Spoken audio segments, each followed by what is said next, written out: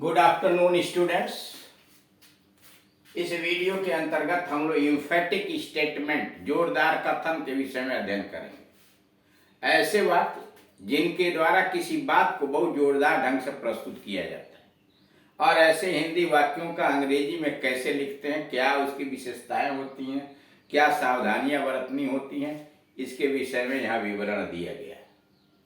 इसके पहले 7 वीडियो जोरदार कथन के निकल चुके हैं, ये 8वां वीडियो है। पहला है दिन पर दिन बीतता गया। दिन पर दिन बीतता गया। डे आफ्टर डे, दिन पर दिन बीतता गया। Day after day. Rolled on, गुजरता गया, बीतता गया। डे आफ्टर डे, दिन पर दिन या दिन प्रतिदिन गुजरता गया। तो day after day rolled on. दुख पर दुख आता रहा। आता रहा मतलब जारी रहा, आने का क्रम जारी रहा। दुख पर दुख आता रहा। सारो आफ्टर सारो कंटिन्यूड, जारी रहा। सारो आफ्टर सारो या ग्रीफ आफ्टर ग्रीफ कंटिन्यूड, जारी रहा। ऐसे वाक्यों में संज्ञा धन पर धन संज्ञा का प्रयोग होता है। जैसे दिन है संज्ञा, फिर पर आया, फिर दिन आया संज्ञा, यानी नाउन और आफ्टर नाउन, यानी दिन हुआ संज्ञा, उसके बाद पर जुड़ा, फिर पर के बाद फिर दिन जुड़ा, यानी 2 संज्ञाओं को पर से जोड़ा जाता है। यानी ऐसे वाक्यों में दोनों ही ऐसे वाक्यों में संज्ञा धन पर, हिंदी वाक्य में फिर संज्ञा का प्रयोग होता है। बनाने का नियम क्या है, इनका ट्रांसलेशन बनाते कैसे हैं? रूल्स। सबसे पहले नाउन यानी डे, फिर आफ्टर जोड़ा, फिर noun day, day after day, और तब उसके बाद क्रिया रोल्ड ऑन। सारो नाउन, आफ्टर फिर सारो नाउन, कंटिन्यूड वर्ब रहा। यानी ऐसे वाक्यों का हिंदी से अंग्रेजी बनाने के लिए नाउन रखिए सिंगुलर नंबर में, उसके बाद आफ्टर जोड़िए, फिर नाउन, और उसके बाद टेंस के अनुसार क्रिया रहेगी।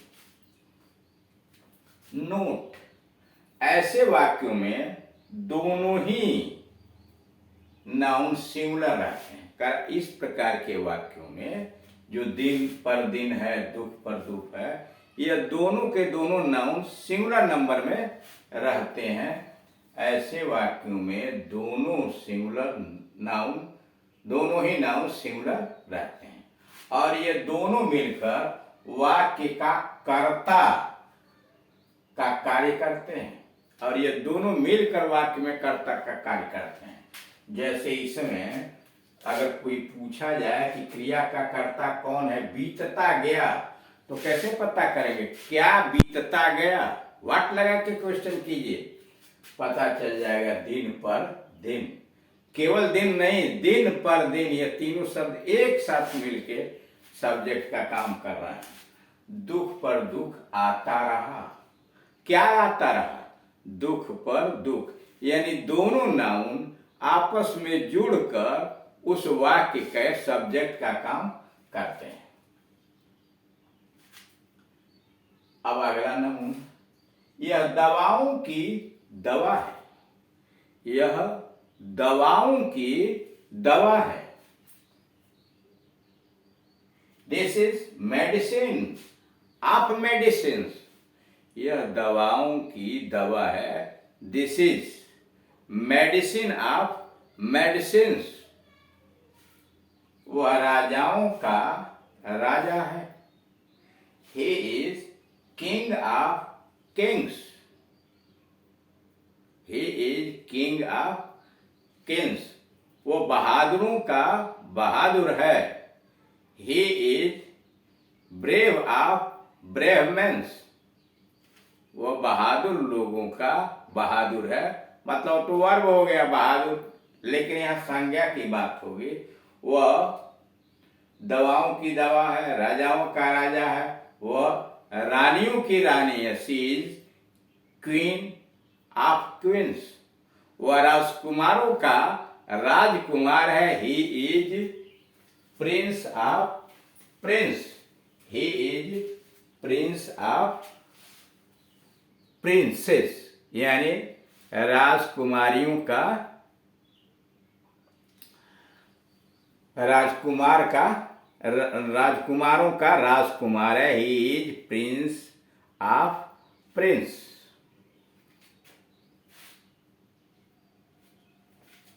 अगला नंबर है, ऐसे वाक्यों में बहुवचन, ऐसे वाक्यों में बहुवचन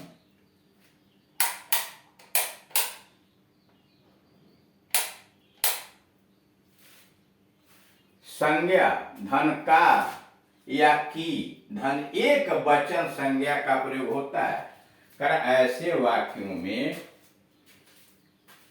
बहुवचन संज्ञा पहले आती है, यानी ऐसे वाक्यों में बहुवचन संज्ञा पहले रखी जाती है और उसके बाद का की और फिर एक वचन संज्ञा का प्रयोग होता है और वाक्य बहुत जोरदार बन जाता है और इसके माध्यम से वाक्य बहुत जोरदार ढंग से प्रस्तुत किया जाता है। रूल्स,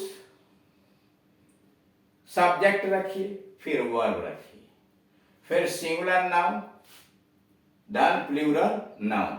लेकिन अंग्रेजी जब आप बनाते हैं तो सबसे पहले सब्जेक्ट आता है, सब्जेक्ट के बाद आप वर्ब रखते हैं, क्रिया रखते हैं और फिर उसके बाद सिंगुलर नाउन आएगा, यानी उसके बाद सिंगुलर नाउन का प्रयोग करेंगे और सिंगुलर नाउन के बाद प्लूरल नाउन आएगा। जैसे ही हो गया सब्जेक्ट, इज हो गया वर्ब, किंग हो गया सिंगुलर नाउन और फिर आप और उसके बाद आप यहां देख रहे हैं आया है प्लूरल नाउन।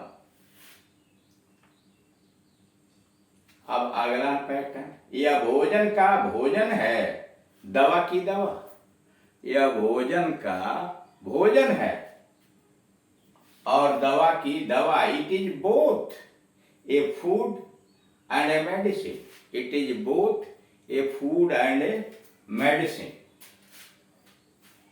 यह मनोरंजन का मनोरंजन है और उपदेश का उपदेश, यह मनोरंजन का मनोरंजन है और उपदेश का उपदेश, it is both an entertainment and an instruction, it is both an entertainment एक मनोरंजन and an instruction निर्देश उपदेश। ऐसे वाक्यों में दो बार संज्ञा धन का की संज्ञा का प्रयोग होता है। कर ऐसे वाक्यों में दो बार संज्ञा धन का धन संज्ञा या संज्ञा धन की धन संज्ञा का प्रयोग दो बार होता है और ये दोनों और अथवा तथा से जुड़े रहते हैं। जैसे मनोरंजन का मनोरंजन दो बार हुआ और इधर भी उपदेश का उपदेश, और दोनों और तथा और या तथा से जुड़े रहते हैं। रूल्स, सब्जेक्ट रखिए, वर्ब रखिए, फिर बोथ, उसके बाद नाउन एंड नाउन।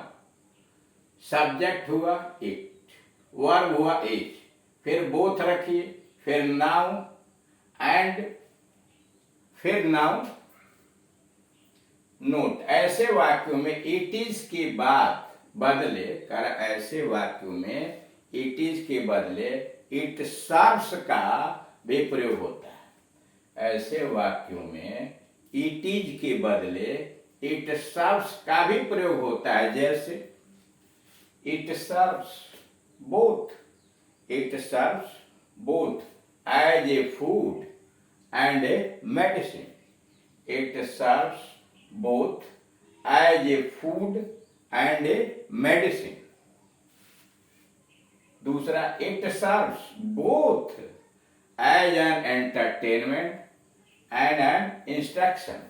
यानी जहां इटीज आया हुआ है आप वहां इट सर्व्स का भी प्रयोग कर सकते हैं। जैसे उदाहरण दिया है, it serves both as a food and a medicine.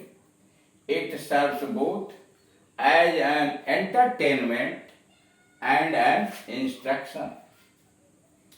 अगला पैटर्न है, घर घर में खुशी है। घर घर में खुशी है। There is happiness in each and every home. घर घर में खुशी है। There is happiness in each and every home. अंग अंग में दर्द है। There is pain in each and every limb. There is pain in each and every limb. वह कदम कदम पर हाँफता है। वह कदम कदम पर हाँफता है।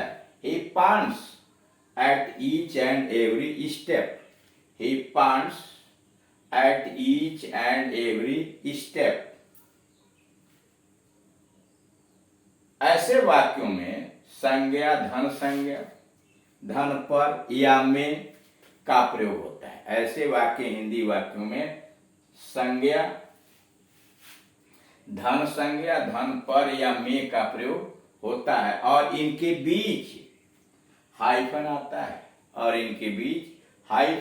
है। इस प्रकार के वाक्यों से स्थान को जोरदार बनाया जाता है। इस प्रकार के वाक्यों से स्थान को जोरदार बनाया जाता है। रूल्स, सब्जेक्ट, फिर वर्ब, फिर इन या एट, फिर each and every plus noun. Rules, subject रखिए, वर्ब रखिए, इन या एट रखिए, फिर ईच एंड एवरी और तब नाउन। तो इस तरह से आपने देखा कि कुछ जोरदार कथन का किस प्रकार से हिंदी में अंग्रेजी का अनुवाद करते हैं। Thank you.